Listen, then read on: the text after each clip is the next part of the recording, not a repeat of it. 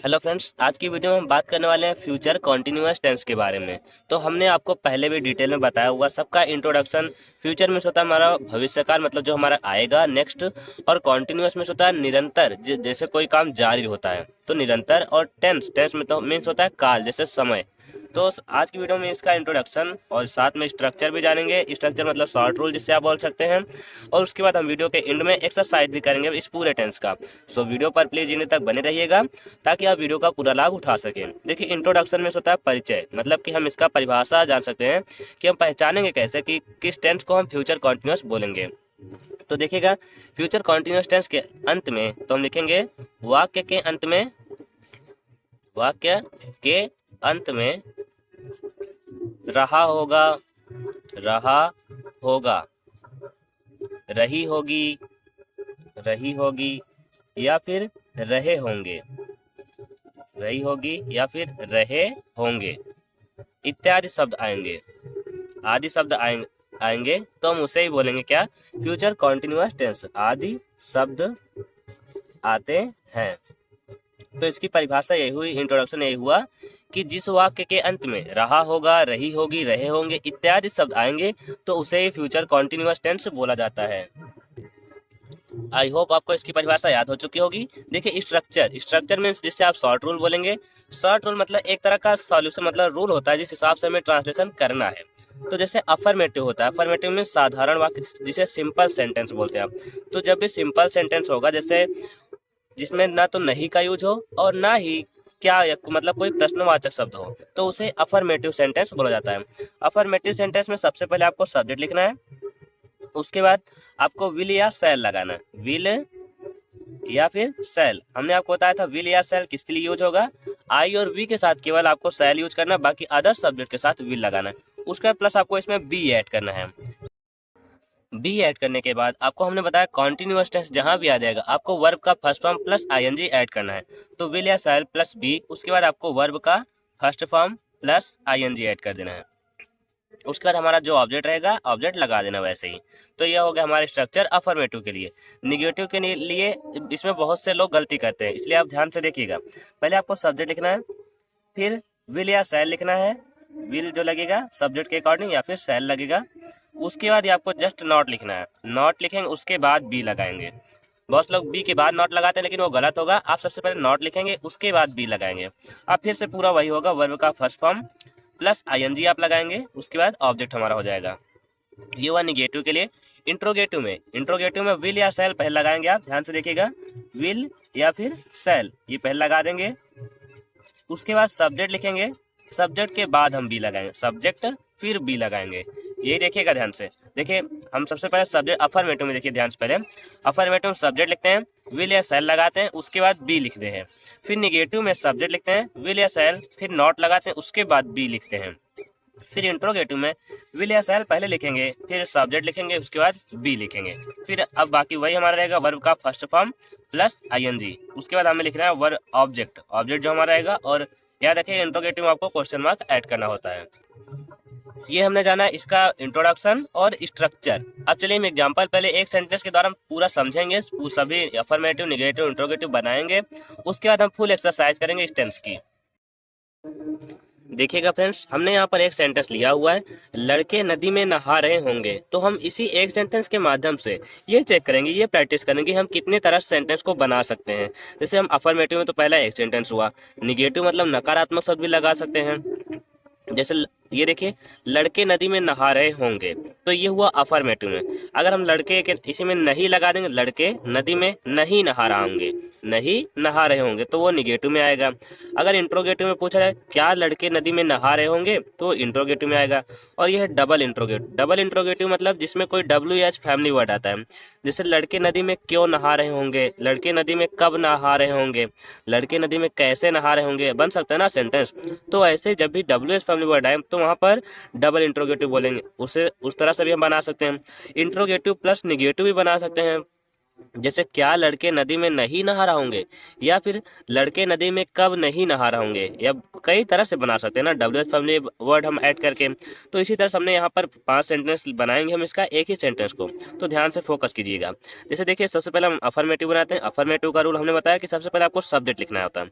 तो लड़के हैं तो द बॉयज। फिर से हमने आपको बताया था कि केवल आई और वी के साथ सेल लगाना है, बाकी जितने भी सब्जेक्ट हमारे आएंगे सबके साथ आपको विल बी लगाना है। विल फिर बी, द बॉयज फिर विल बी। अब हमने बताया वर्ब का फर्स्ट फॉर्म प्लस आईएनजी। नहाना को बोलते हैं बाथ या बेद, तो उसमें आईएनजी ऐड करेंगे तो हो जाएगा बाथिंग, तो BATHING। तो ये हो गया the boys will B bathing कहाँ पर, इन the river, in the river. तो ये हो गया हमारा सेंटेंस। निगेटिव में देखिए, निगेटिव होने वाला विल के बाद आपको नॉट लगा दे, विल नॉट बी, तो हो जाएगा the boys will not B bathing in the river. तो ये हो गया ऐसे निगेटिव का। जितने भी सेंटेंस आएगा निगेटिव का आपको ऐसे करना है। इंट्रोगेटिव में ये हेल्पिंग और आपको पहले लगा दे, विल द बॉयज, तो हम ऐसा लिखेंगे विल द बॉयज। उसके बाद सब्जेक्ट के बाद ही आपको बी लगाना है, be bathing in the river, तो लिख दिया जाएगा बाथिंग, उसके बाद इन द रिवर। सेम ऐसे ही डबल इंट्रोगेटिव का बनाएंगे। तो हम सेंटेंस पर ध्यान से देखिएगा। हम बोल रहे हैं लड़के नदी में कब नहा रहे होंगे, तो सबसे पहले हम कब की इंग्लिश लिखेंगे, व्हेन, तो होता है व्हेन। उसके बाद हम क्या लिखेंगे, विल या सेल लगाएंगे, तो यहाँ पर विल ही यूज होगा क्योंकि बॉयज के साथ सेल यूज नहीं किया जाता।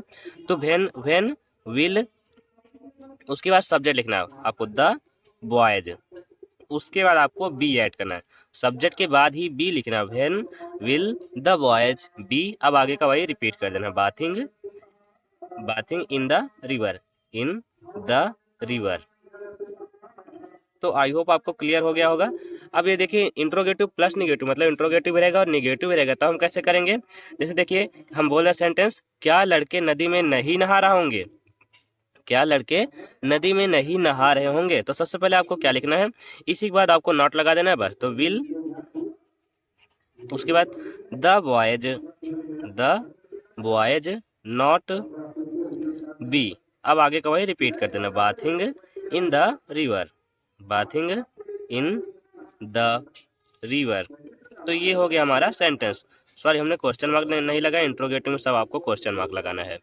तो ये हुआ हमारा एक एग्जाम्पल। अब चलिए हम अपने एक्सरसाइज को करते हैं और आपका जितना भी कंफ्यूजन होगा सभी भी दूर हो जाने वाला है। देखिएगा फ्रेंड्स, अब हम एक्सरसाइज को स्टार्ट कर रहे हैं। सबसे पहले हम अफर्मेटिव का करेंगे, फिर निगेटिव, उसके बाद इंट्रोगेटिव का। तो पहला सेंटेंस है, मैं अपना पाठ याद कर रहा हूँगा। तो सबसे पहले देखिए इसमें मैं सब्जेक्ट है, अपना पाठ ये ऑब्जेक्ट है, याद करना वर्ब है, और पहचान है इसमें क्या है, रहा हूँगा, रहा होगा, रही होगी, ये आ रहे हैं, तो हम जान लें तुरंत कि ये फ्यूचर कॉन्टिन्यूअस टेंस है। तो इंग्लिश हो जाएगी I shall be learning my lesson, हो गया। अगला देखिए, वह एक पत्र लिख रही होगी, तो होगी रही होगी, तो फीमेल है तो वह के लिए सी लिखना है, she will be writing a letter.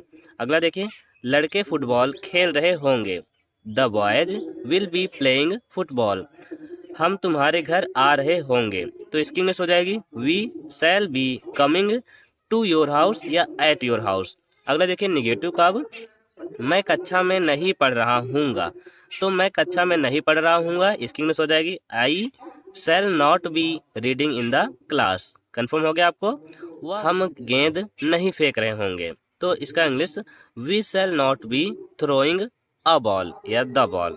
अगला देखिए, वे लड़कों को नहीं पढ़ा रहे होंगे, तो इंग्लिश हो जाएगी they will not be teaching the boys. तो अब तक आपने करना सीख लिया होगा। अगला देखिएगा, तुम कल स्कूल नहीं जा रहे होगे, तो इंग्लिश हो जाएगी you will not be going to school tomorrow. और याद रखिएगा फ्यूचर टेंस में कभी भी यस्टरडे का यूज नहीं किया जाता है, हमेशा कल के लिए टुमारो का ही यूज किया जाता है। ऐसे ही सेम इंट्रोगेटिव का भी है।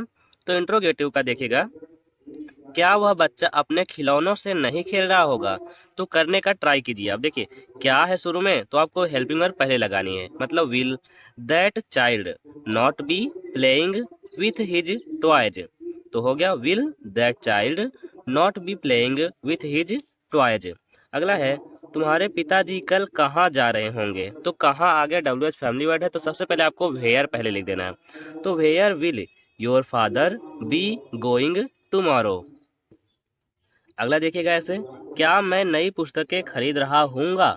तो शैल आई बी बाइंग न्यू बुक्स। ऐसे ही आगे देखिएगा, मैदान में कौन खेल रहा होगा। तो who will be playing in the field. और याद रखिएगा हु मतलब कौन शब्द जब भी आता है तो हु उस सब्जेक्ट के रूप में आ जाता है। ऐसे देखिए, अब स्कूल कौन आ रहा होगा, इसका सेंटेंस आपको कमेंट बॉक्स में बताना है। इसका आंसर क्या होगा, कमेंट बॉक्स में बताना है। तो चलिए फिर वीडियो को यहीं पर समाप्त किया जाए। वैसे अब आप अगर हमारे चैनल पर पहली बार आए हैं तो प्लीज़ चैनल को सब्सक्राइब कर लीजिएगा और साथ में बेल आइकन को भी प्रेस कर दीजिएगा, क्योंकि हम आपके लिए डेली ऐसी एजुकेशनल वीडियो लाते रहते हैं। चलिए मिला जाएगा नेक्स्ट वीडियो में, तब तक के लिए जय हिंद, बाय बाय।